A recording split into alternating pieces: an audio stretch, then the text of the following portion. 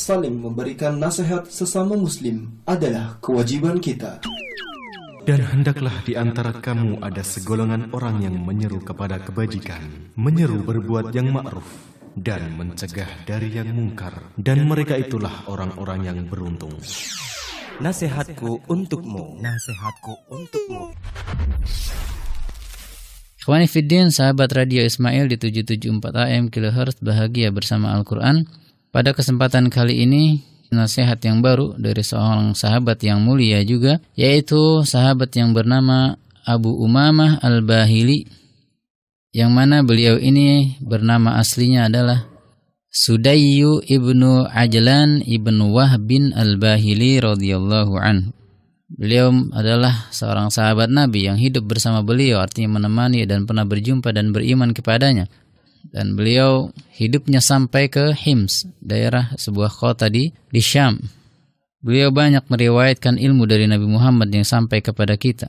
Dan kita tahu bahwa hadis-hadis yang berjumlah 250 dari beliau itu ada terletak di dalam Sahihain, baik di kitab Sahih Muslim maupun Bukhari.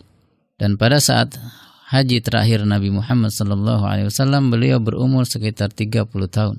Dan beliau termasuk, atau diriwayatkan bahwa beliau termasuk yang ikut berbaiat kepada Nabi di bawah pohon yang disebut juga dengan Bai'atul Ridwan. Dan banyak riwayat menyebutkan bahwa beliau memiliki banyak karamah, dan beliau hidup sampai tahun ke-86 Hijriyah. Namun juga ada yang mengatakan hanya sampai 81. Allahu a'lam bishawab.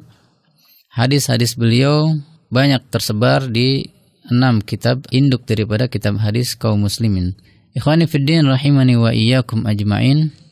Dan di antara nasihat yang dinukil dari beliau untuk kita semua adalah satu nasihat yang disebutkan oleh muridnya yang mulia juga, yaitu Sulaim ibn Amir.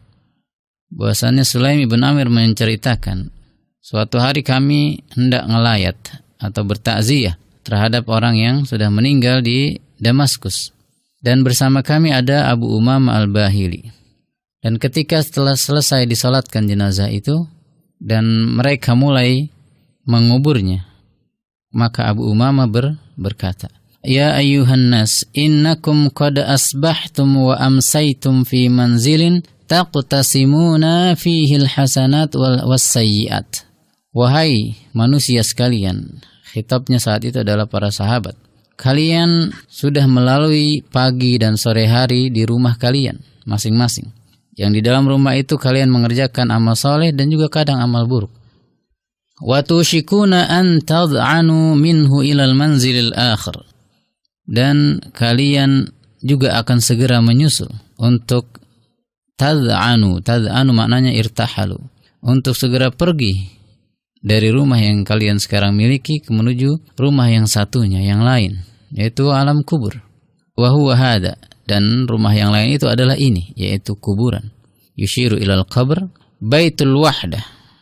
Abu Umamah Al-Bahili mengatakan bahwa kuburan itu disebut sebagai rumah kesendirian, karena memang tak ada satupun dari mulai Nabi Adam hingga saat ini orang yang dikubur akan bisa berduaan dengan orang yang dicintainya misalnya. Meskipun jasadnya misalkan dikumpulkan seperti para korban tsunami, satu lubang banyak orang, maka pada hakikatnya itu hanya fisik, namun alamnya yang dialami oleh orang yang telah meninggal adalah berbeda, tidak bisa satu. Wa baitu dzulmah, dan rumah yang penuh dengan kegelapan. Wa baitu dud, bahkan rumah bagi para cacing yang akan mengurai setiap jengkal dari fisik kita. Wa baitu dhiqi illa ma wassa'allah, dan rumah kesempitan kecuali yang dilapangkan oleh Allah Subhanahu wa taala. Thumma tantaqiluna minhu ila mawatini yaumil qiyamah. Kemudian setelah kalian berada di alam kubur dan kita semua berada di alam kubur nantinya, pada waktunya kelak kita akan berpindah ke mawatin yaumil qiyamah, akan dibangkitkan menuju hari kiamat. Fa innakum laqiya ba'da tilkal mawatin hatta yaghshan nas amrun min amrillah fatabyadda wujuh wa taswadda wujuh. Dan pada hari kiamat kelak akan ada wajah-wajah yang menghitam karena banyak dosanya. Sebagian lainnya ada yang cerah karena sering beribadah kepada Allah, taat kepada Allah. Ikhwani fiddin rahimani wa iyyakum ajma'in. Pada hari kiamat kelak orang mukmin itu akan diberi cahaya oleh Allah. Mengenai cahaya ini dikatakan bisa berada di saat kita melewati as-sirat atau bahkan di padang mahsyar. Ada yang kegelapan, maka diberi oleh Allah cahaya. Ini orang mukmin. Dikatakan juga dalam sebuah riwayat Ibnu Abbas bahwasannya cahayanya bagi setiap orang itu berbeda tergantung amalannya. Ada yang cahayanya hanya sebesar ibu jarinya, ada yang sebesar nakhlah atau lebah. Tapi juga ada yang karena amalnya banyak, cahayanya bisa menerangi hingga ke San'a atau Yaman. Gambarannya seperti itu. Wallahu a'lam bishawab. Yang jelas kemudian orang kafir tidak memiliki cahaya. Dan begitu juga orang munafik, tidak diberikan cahaya itu sedikit pun. Au kadulumatin fi bahril lujji yaghshahu maujun min fawqihi mauj min fawqihi sahab dhulumatun ba'duha fawqa ba'd idza akhraja yadahu lam yakad yaraha wa man lam yaj'alillahu nuran fama lahu min nur. Surat An-Nur ayat 40 ini menjelaskan kondisi kegelapan di hari kiamat. Sebagaimana dalam hadis juga kita sering mendengar, az-zulmu zulumatu yaumul qiyamah. Bahwasannya dosa dari kedzaliman adalah akan menjadi kegelapan pada hari kiamat kelak. Dan dalam ayat ini juga dikatakan bahwasannya gelapnya itu bagaikan kegelapan dasar laut yang begitu hitam gelap yang ditutupi oleh ombak di atas ombak yang di atasnya ada awan yang begitu mendung dan hitam. Yang mana apabila ada seseorang ingin melihat tangannya, jika berada di dalam lautan, menjulurkan tangannya tidak akan nampak karena saking gelapnya. Maka demikianlah kondisi pada hari kiamat orang-orang yang tidak diberikan cahaya oleh Allah Subhanahu wa taala, yaitu orang kafir yang tidak beriman dan orang munafik yang hanya berpura-pura beriman. Maka orang kafir tidak memiliki cahaya, begitu juga orang munafik sebagaimana tidak dapat melihat orang yang buta dengan penglihatan orang yang dapat melihat. Pada hari itu orang munafik akan berkata kepada orang yang beriman, "Unzuruna naqtabis min nurikum qila irji'u wara'akum faltamisu nura." Karena mereka tidak punya cahaya, enggak bisa jalan. Saking gelapnya, mereka minta kepada orang mukmin untuk minta ditungguin, jangan ditinggal. Karena hanya orang mukmin yang punya cahaya yang bisa melihat jalan. Tetapi dikatakan kepada mereka, "Kembalilah ke belakang dan cari cahayamu sendiri." Tentu ini adalah hal yang mustahil karena Allah tidak memberikan cahaya bagi mereka. Inilah tipuan yang Allah katakan bahwasannya Allah akan menipu orang munafik. Yukhadi'una Allah wa huwa khadi'uhum. Surat An-Nisa ayat 142. Mereka seolah-olah ingin menipu Allah sedangkan Allah lah yang menipu mereka karena dosa-dosa mereka.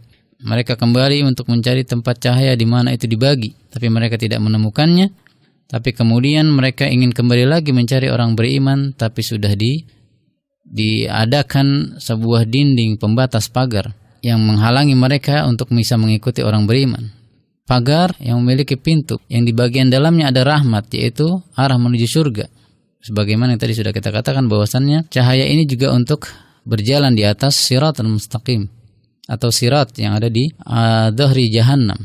Maka dibatasi antara orang mukmin dan kafir. Kemudian orang mukmin terus berjalan menuju surga, namun orang kafir tidak bisa mengikutinya karena dibatasi oleh sebuah pagar yang ada pintunya. Kemudian di bagian dalam untuk orang mukmin ada rahmat, sedangkan orang kafir tetap berada di luar mendapatkan al-azab. Dan kemudian dikatakan kepada mereka, qalu bala walakinnakum fatantum anfusakum wa tarabbastum wartabtum wa gharratkumul amani hatta jaa amrullah wa gharrakum billahil gharur. Orang beriman berkata kepada orang munafik dan kafir, kalian minta tunggu sekarang, sedangkan kalian dulu menunggu kehancuran kami. Kalian telah terfitnah dengan kemunafikan kalian sendiri, dan kalian telah ditipu oleh angan-angan yang semu dengan kecintaan dunia yang sangat mendalam. Maka datanglah hari ini keputusan Allah, dan kalian sudah tertipu oleh yang suka menipu, yaitu syaitan. Ikhwani fiddin, a'azani wa iyyakum ajma'in. Inilah sekelumit nasihat dari Abu Umamah yang cukup panjang, yang mengingatkan kita bahwa hidup yang kita jalani sekarang tidaklah kekal. Rumah yang kita tinggali yang begitu megah akan kita tinggalkan, meskipun kita sudah memiliki hak atau sertifikat milik, kepemilikan dari rumah yang Anda miliki. Nanti ketika Anda tinggalkan, maka yang memiliki adalah orang atau pewaris Anda, sedangkan Anda tidak membawa sedikit pun untuk bekal di akhirat kelak. Maka bahwasannya hendaknya kita mempersiapkan diri untuk menghadapi alam berikutnya atau rumah berikutnya, itu rumah kesendirian, rumah kegelapan, dan rumah yang sangat sempit. Barakallahu fikum, wallahu a'lamu bissawab. Nasihatku untukmu. Nasihatku untukmu.